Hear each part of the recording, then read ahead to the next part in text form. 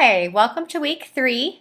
Let's go over this week's announcements and see what we will be up to this week.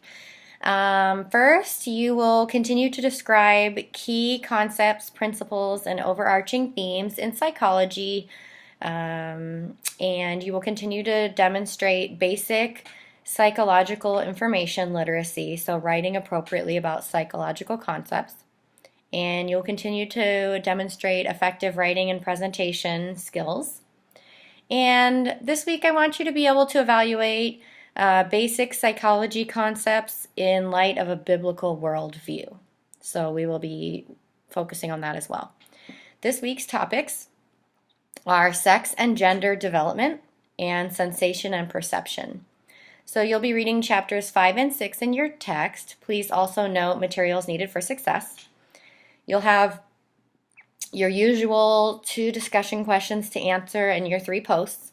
And in addition, you'll have assignment 1 and 2 this week.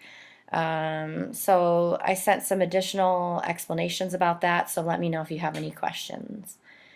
All right, I hope that you have a great week. Let's talk briefly before we go about some interesting things this week. In the text on the chapter on sex, gender, and sexuality, keep in mind that this is a worldly view of sexuality, and I'd be interested in seeing how you're going to integrate the Bible into those perspectives.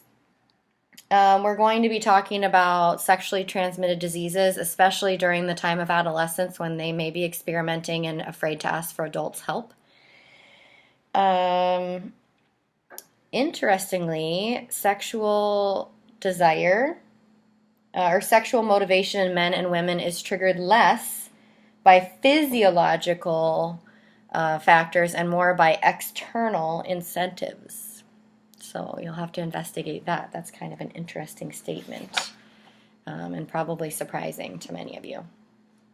The next chapter, Sensation and Perception, is going to look a lot at the physiology of the eye. You're going to be learning about theories of color vision, and the Gestalt theory of form perception, as well as the difference between sensation and perception. So sensation is how we mentally organize and interpret the information that we see from the external environment, and I'm sorry, that's perception. I had that wrong. So sensation is how we represent the external environment, so it's coming into our senses and we're seeing it, and then perception is how we make sense of that. Sorry, I was misreading my notes. And you're going to learn about how we organize the stimuli that comes into our field of vision, and how our brain interacts with our vision to create meaning.